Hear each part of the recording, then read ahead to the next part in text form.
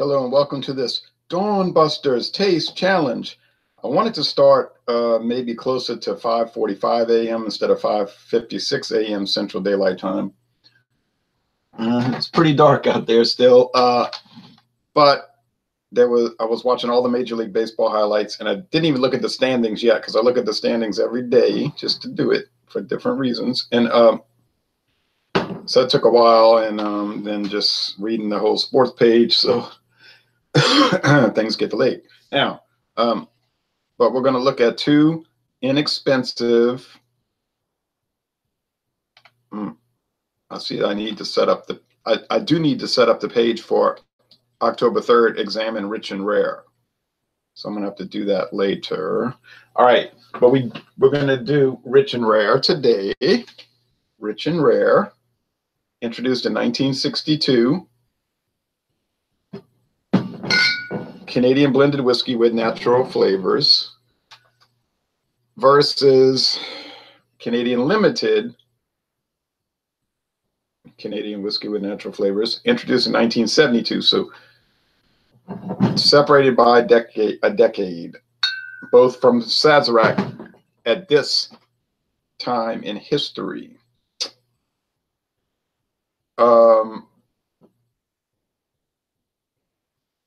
Rich and Rare was not started by Sazerac. It was started by some other company. And but that's how Sazerac has mainly created its portfolio, by doing like Pabst, buying out kind of unknown brands and selling them. They have famous brands like Eagle Rare, Buffalo Trace, Pappy Van Winkle. Oh, wait a minute. I feel afraid. It is not Halloween, nor is it even October. Yeah, that's Wunderkind. Jay Deterioro. How are you, my friend? Well, I'm fine.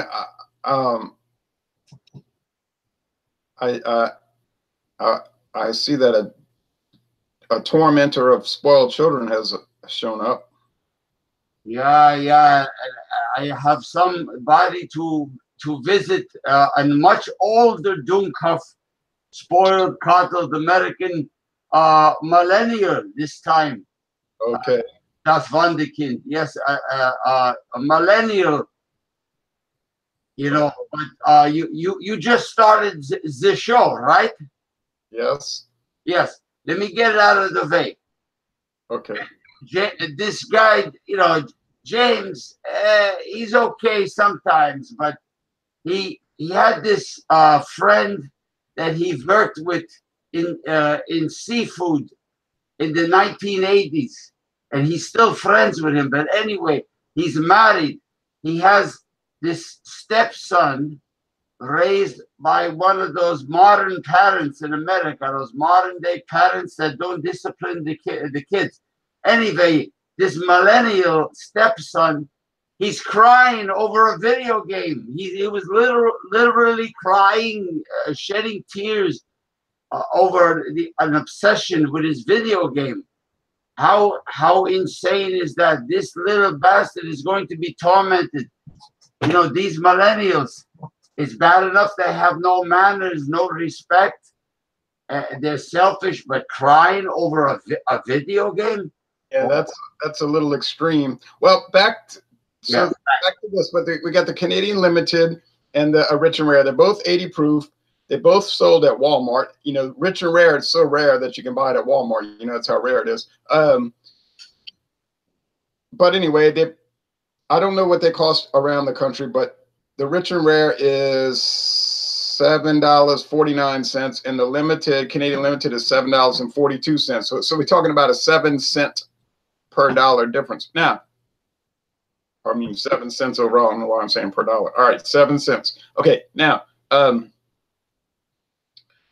according to one website, I'd have to go get the source again, but I believe that people should cite sources. But they say Canadian Limited is the 19th best-selling whiskey in the United States, and wait, that's the Rich and Rare. The Limited is even better, a better selling product. I'll check those stats. It's not important. them, they both have good sales. They're bottom shelf, though. You're never going to see an advertisement on TV for either Canadian Limited or Rich and Rare. You know, like you'll see Jim Beam, Jack Daniels, Evan Williams. So they're nowhere close to that kind of sales volume, but they're steady sellers for that market, the cheap, if you want to say the junk, whatever. Okay, now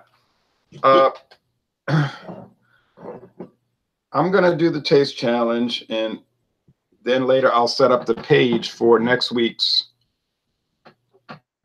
examination of Rich and Rare, where I think the Whiskey Scout's going to join. Food Quick cannot because he has to work. Myself and John Anili on October 3rd. And of course, anyone else that wants to join Rich and Rare can do it. If you got $10 or less you want to spend on some whiskey. Okay, so let's see. I got the tags, LTD Limited, Ford LTD. All right, and I've got the Rich and Rare. All right, so Rich and Rare they're probably produced, and I cannot back this up at all, they're probably produced at the same distillery, blended and aged at the same facility in Canada. But I have no way to say that. I'm just assuming that. But they're not bottled at the same place. So maybe they're not. I don't know. It's a strange thing. It's a mystery, really a mystery. It's bottled by Sazerac Company of Frankfort, Kentucky. That's Buffalo Trace. Now, you can get 10 different whiskeys at Frankfurt's facility, and they'll say 10 different things. Buffalo Trace, Sazerac. It might say something like Ideal Brands. A lot of these companies use these pseudonym names for their brands to try to obscure the fact that it's coming from the same people. Miller does that with their Plank Road Brewery. Anheuser-Busch does that with Craft Brewers Alliance and so on. So Limited, let's pour a little bit of that. I think that this could be quite a challenge, and I have been losing the challenges quite a bit recently. And either it's because I'm I don't know how to detect the flavors very well, and I'm not that good at doing it, and there's a strong possibility of that. Or it's because they're so similar that it's just very difficult to tell them apart. And I would hope it's the second reason. Now, Krampus. Yeah. You see that these are both the same shade of gold, pretty much. Yeah, yes, that's Vandekin, yes. They're both 80 proof, aged in wooden barrels, and neither one of these provides an age statement. So we don't know how long they're aged, but it's probably the minimum, which in Canada, the minimum has to be aged at least 3 years. But that's no profound amount of time. Even with low class whiskeys, isn't 2 years? Even with rum, isn't 2 years the general aging time for low grade? Whiskey? I don't know the rum requirements, but because I've never even tried rum. But for bourbon whiskey, straight bourbon whiskey, the minimum aging is 2 years. That's where I got it from. And that's not too strict. Now, if you watch the Jim Beam advertisements, sometimes they have Mila Kunis, and she's saying, we age our bourbon 4 long years, which is twice the required time for bourbon. Well, it's really not for bourbon, because bourbon, if you read the regulations, has no aging requirement as far as time frame. That's why some bourbons are aged only 1 year. Well, you're not getting a whole lot there. But to be a straight bourbon, it is 2 year minimum, which is not much. Okay, but these are probably, I really don't know, 3 years. So I have a little water to sip in between. That might make a difference. It may not. I had some coffee earlier at Krampus. So that's the Fraulein that does the commercials, the one that looks like she just rolled out of bed and she's like a little drunk. You know, the one that does the Jim Beam commercials. Right.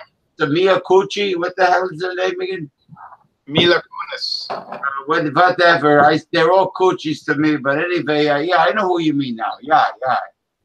Well, you're an evil demon, or I should say a mischievous demon, at least. So Well, I'm a demon with a purpose. With a purpose, I'm a demon. Anyway, I have here, it's not whiskey, but it's in honor of the former allies of Deutschland, the Emperor Hirohito of Japan. I am drinking Gekikan the plum vine.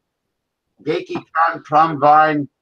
okay. Okay, I know it's dark, but I love the dark. It's if you don't like the dark, it's too damn bad. But anyway, it's really well, you know, it's fruity, of course. You don't even. It's hard to determine whether or not it's plum or not, but it's very pleasant vine, and I like it. I mean, it's not overly sweet. It's moderately sweet, a little on the dry side, but you know, but it's good. You know, I thought it was going to be nauseatingly sweet, but no. Yeah, I might try that one day. I intend to try it actually. Okay, now, so yeah, Mila Kunis, she is actually an immigrant, a Jewish immigrant from the Soviet Union. And yeah, she does seem a little drunk on the videos. And I got a kick out of what you said, like she just rolled out of bed. But that means that she's very bangable for Krampus to sneak up on her bed at night. Yeah, well, Krampus, we don't want to entertain these type of salacious ideas on this particular channel. Now, even though it's dark, we don't want to besmirch the good name of you, J. Tirio, das Wunderkind. Yes. No. So we respect Mila's heavy promotion of the Jim Beam brand. All right. And she's welcome to come on here and do hangouts with me. And in the dark. Oh, yeah, in the dark. Yes, she can come. Yeah, she can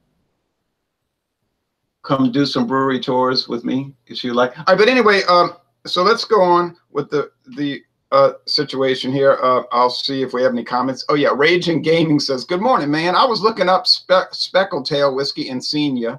Oh yeah, Speckled Tail. That is an oddball item that's sold mainly, but not exclusively, at Walmart, and it is actually bottled in Florida of all places." Mr. Bass Man says, "Bruh, that's Speckled Tail straight spoiled sweet tea with acetone." Oh, okay. That guy scares me about his choice of drink. Seems like a fruity guy. Yeah, well, he's drinking fruity products, but Krampus could torment you in your dreams if you. I wouldn't go after Krampus because. Listen. It's been around for a long time. The company makes sake. Sake is, you know, rice wine. You do cuffs if you're into sushi and sashimi. But anyway, it's a good wine. It's not child's play. You know, like the little bastards I punish and torment. But anyway, it's good.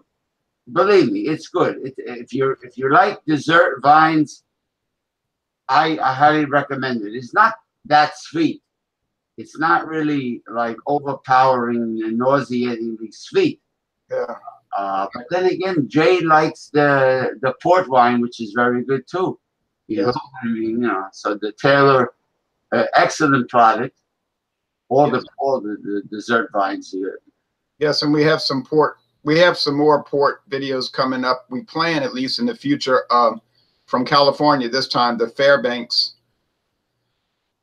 And perhaps Sheffield, but that could be more difficult for people to get Sheffield. But anyway, going on with the taste challenge, because I have to do some cleaning and I have to go do some purchasing. All right. Okay, this could be a challenge. So why not have it be challenging? Okay.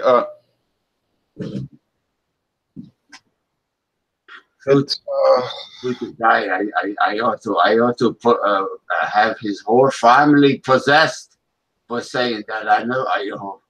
Don't worry, Krampus has access to the astral world and the spirit world that So, you know, be careful what you say to Krampus. Yeah. Push almost captured the world. We had the best scientists, remember you. But anyway, you know, he's, you know, how it is on the social media, you know, everybody's a keyboard courage. Right. Right. You know how You know, it's anyway, listen, Jay. they may have to deal with metaphysical blowback. All right, now this is there is wood here in the aroma, which is a little surprising because I don't recall too much of that in the past. But I'm getting some wood and underlying whiskey and candy, like you get with these Canadian whiskeys. I talked about this candy thing, and it's think hard on it, then it's like candy corn, and then it's like a melange of all the flavorings, the rum, the brandy, the bourbon, which they can use exclusively or in some sort of combination. There's requirements of how much they can use per volume, but there's no requirement on the combination. So you could have you could have an endless variety of Canadian flavors because of all the allowance for all the tricky or creative blending. Okay. And that goes for American too, but not as much as Canada. So there's corn, underlying corn when you get down to the bottom of it. So it's making me think that that is the rich and rare. Okay, but we have to go into this. Very similar. Oh, and by the way, the Canadian Limited is bottled in Owensboro, Kentucky, and it says Fleischmann Distilling. Okay, Fleischmann was a very big distilling company in the 1950s and 60s, Fleischmann's. There's still many Fleischmann's brands on the market, but it's all wholly owned by Sazerac today. They bought all of their equipment, their distilleries, and their brand recipes and names. So anytime you see Fleischmann's, it's Sazerac. Okay.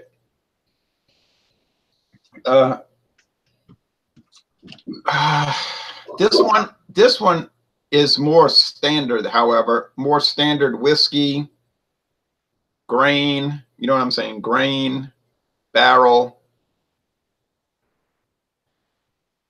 Not totally removed from what you get with bourbon, but it is removed. But you know, the Canadian whiskeys can use bourbon in the blend, and bourbon has to be from the United States. That's the rule. Even for Canada, it's the rule. Check your Government of Canada website. Okay.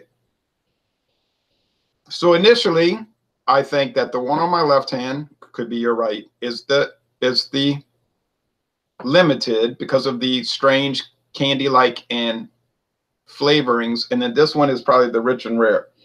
Are they appreciably different? They're not really that different in the aroma. So if I was buying either one of these, I would strongly recommend that you only look at the price. Even if the price comes down to a single penny, that's how close they are. But I think we have to do the tasting. So here we go.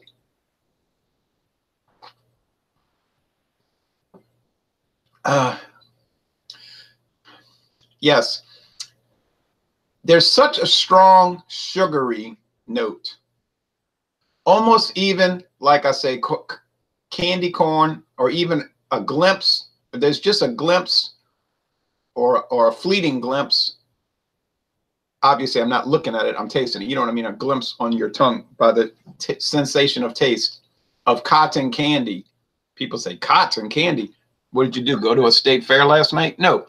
It's just making me think of that now. Yeah, and when he says fleet, he doesn't mean fleet enema either. No. All right. So that is making me think Canadian Limited. Now, John Annealy talks about almond extract. I don't get that so much, but you could make the argument for that. It's a strange, and the reason he's saying almond extract, I'm saying cotton candy and all this, because it's so unusual of a flavor, you have a hard time placing it. And you know it's none of those things anyway. All right, here we go.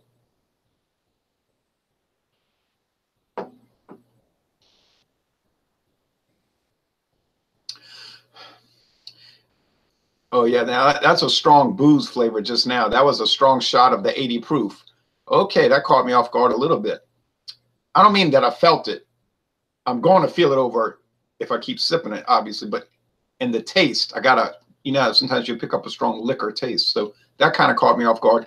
But I'm noticing here, this is making me think of Canadian Club, because Canadian Club, from an entirely different company, also has this strange honeycomb taste, like honeycomb cereal, which is grain, and it has this honey flavoring. So that's an odd experience too.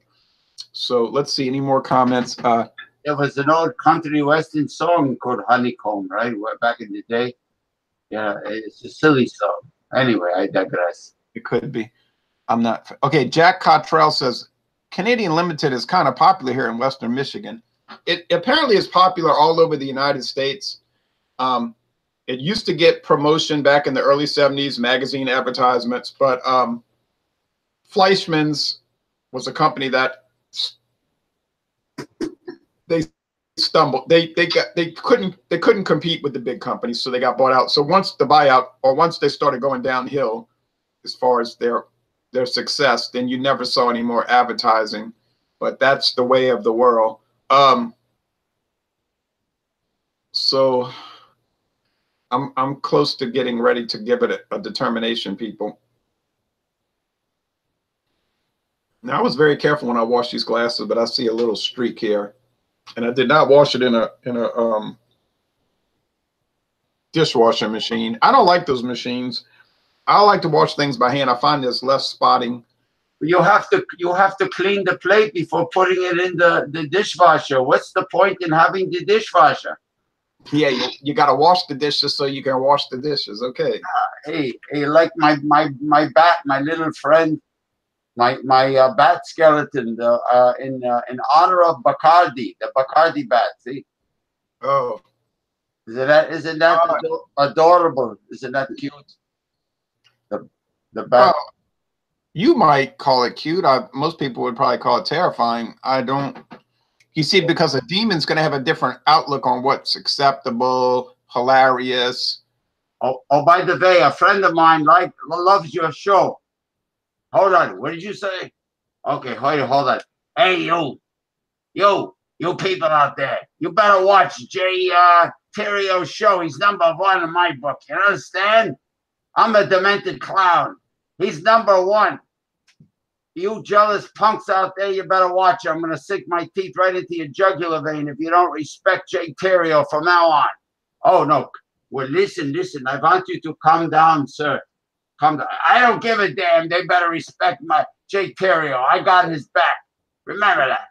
I got his back. Okay, listen. Go, please. You're upsetting Jay now. I think there's the daylight breaking. I think when you do an early morning thing like this, that you sort of ask for these type of things to happen, really.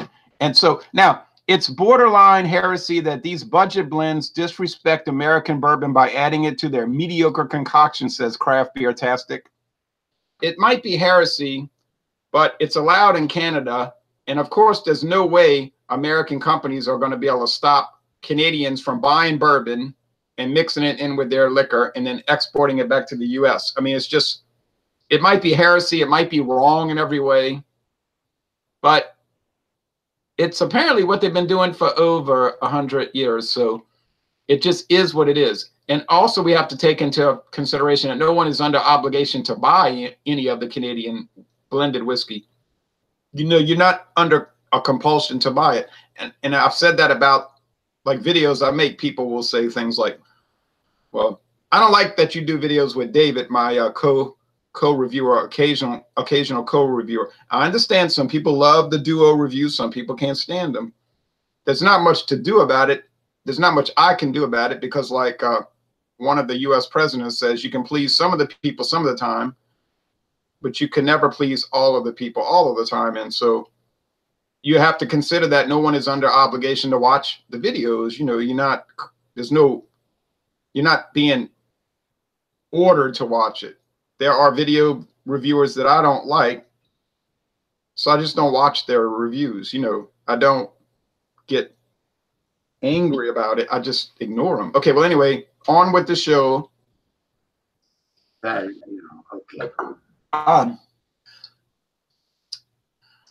Well, this is really a challenge. I mean, I call it a taste challenge, and heck, I meant to say heck. It's a taste challenge. It's a beautiful word. But anyway, I digress.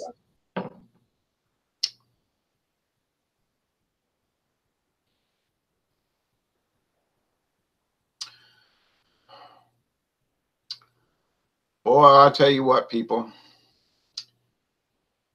I don't see how anyone could get on the internet and honestly, or just talking to people at a bar, honestly claim that one is way different or better than the other. I cannot see in any good sense that a person could say, I love Rich and Rare, but I despise Canadian Limited, or vice versa. Because how could you say that? They're almost identical. They're not identical, but they're so close. It's like people saying, you know, some of these American beers, you know, they hate this light beer and they love the other one. And then you do a blind taste test, you can't even tell them apart. So a lot of that stuff is brand loyalty or what your eyes and your mind is telling you, but not really what your taste and aroma facility is telling you. I think people are very often influenced by brand perception. And we know the old statement, perception is reality, right? Maybe today's politics in your Dunkov country is reality. But. So I think that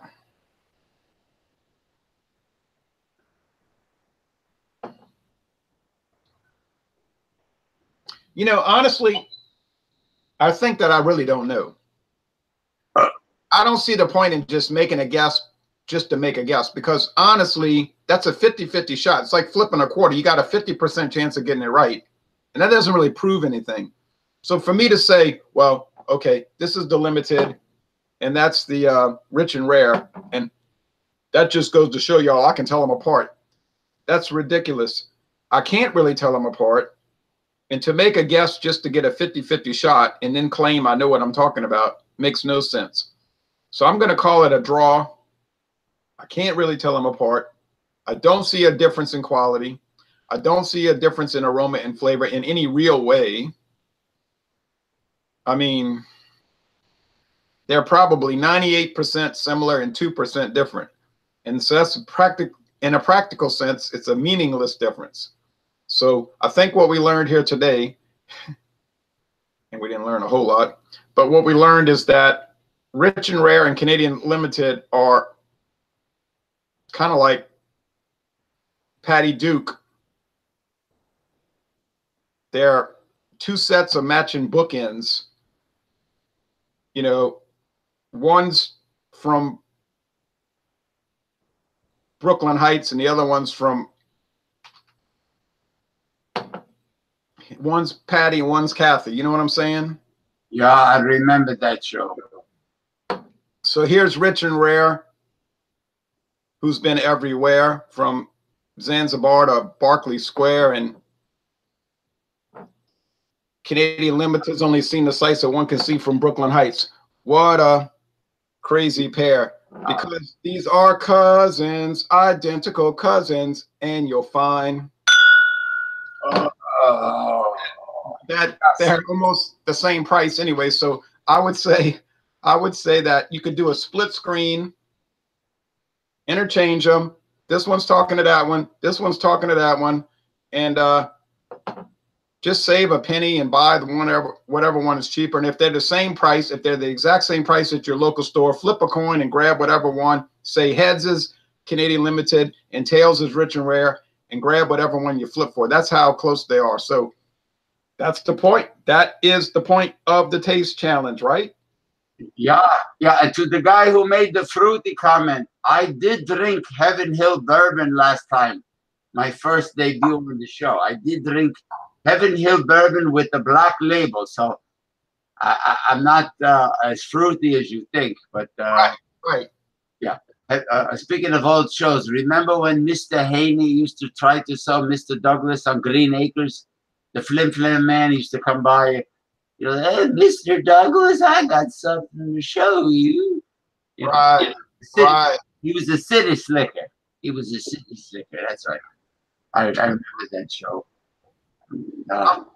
Yes, yes. We remember that zany, wacky, crazy show, which had connections to Petticoat Junction, not to mention the Beverly Hillbillies. Now, that's they true. were all part of the same universe. People don't realize That's true.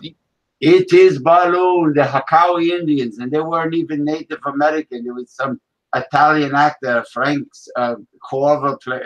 Anyway, a lot of people don't realize that television shows have universes. Like there was the All in the Family universe, the Mary Tyler Moore universe, the Cheers universe, the Everybody Loves Raymond universe. So there's universes in television shows, but that is totally unrelated to this taste challenge, so we're not going to entertain it. We're looking at the Sazerac universe right now. Right. Yes. Yeah. So we've ended. We're coming to an end, and the taste challenge has proven. But you have to have repetition, really, to prove anything in science. It has to be repetitive. But I'm not going to do 5 straight taste challenges between these two. I could do it. It probably would be the same result. I don't know that unless I do it. I'm not going to do it. No one wants to watch that, including myself. But they're very similar, and that's the story. Now, there's about 20 other Canadian blended whiskeys that Sazerac makes, which I haven't tried, like John Fox, the Northern Lights. I'm not John Fox, James Fox, the Northern Lights. Are they similar to these? I would assume they are, but having not tasted them, I cannot say that. So I'm very pleased with these two. Now, to sum it up, summarize it, to end it, even though I couldn't tell them apart, and I didn't want to make a ridiculous guess that proved nothing, I will say this. John Anile doesn't care for them because he finds they have that strange almond extract flavor, which is derived from the brandy, the rum, the bourbon, and the wine mixed in. And I can understand that. No one is obligated to like anything. But I do like them. Unless I force you to like it. That's a different story. Yeah, when I drink bourbon sometimes, I drank some bourbon last night. Sometimes when I drink bourbon, it puts me off because it tastes too much like a bowl of grits. And if you're from Louisiana, you know about eating grits. I like wood. I'm not an anti-woodite. I'm not against charred wood. I like to eat smoked meats. And I'm not against corn grits. But the flavor of bourbon sometimes doesn't really appeal to me. And I think that these, with the flavorings added, seems to mask some of the things that I don't like about bourbon.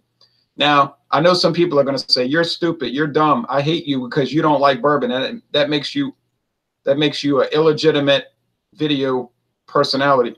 No one is obligated to like any style of liquor, beer, or wine.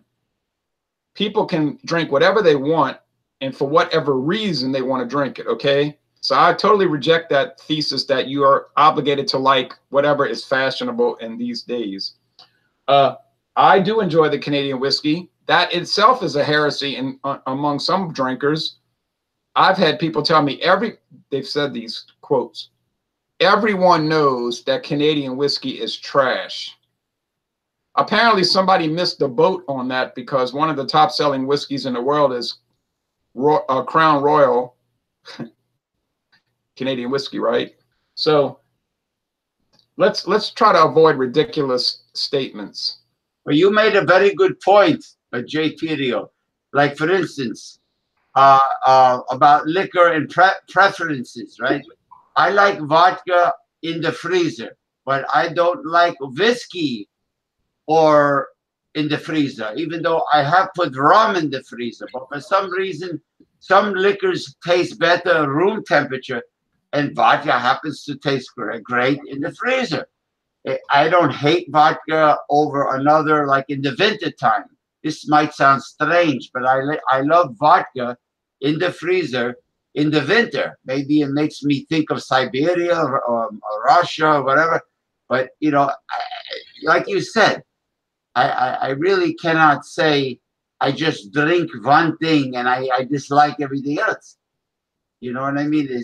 It doesn't. That's the beauty of fermented beverages. You know. Right. And when I drink whiskey, I always like to have it room temperature. I don't add ice. But when I do gin, I put it in the freezer. See? There you go. There you go. Wow. Other people would be totally appalled by that, but it's personal preference. Honestly, I think personal preference trumps anything else. Yeah, yeah. Not to mention the silly president, Dunkov president you have. But anyway, I digress. But yeah, there's something about winter time when it's snowing, or there's a nor'easter or blizzard, and you got a really good vodka in the freezer. I don't ask me why I like that, but I want to say this to Krampus. I did vote for the president, but we'll have that war later. We'll fight that battle later. Yeah. You know, I don't like the Clintons, so I understand where you're coming from. I will never vote for establishment Democrat. I don't like the Clintons, so I understand. I never did have any admiration for organized crime. All right, thanks, folks.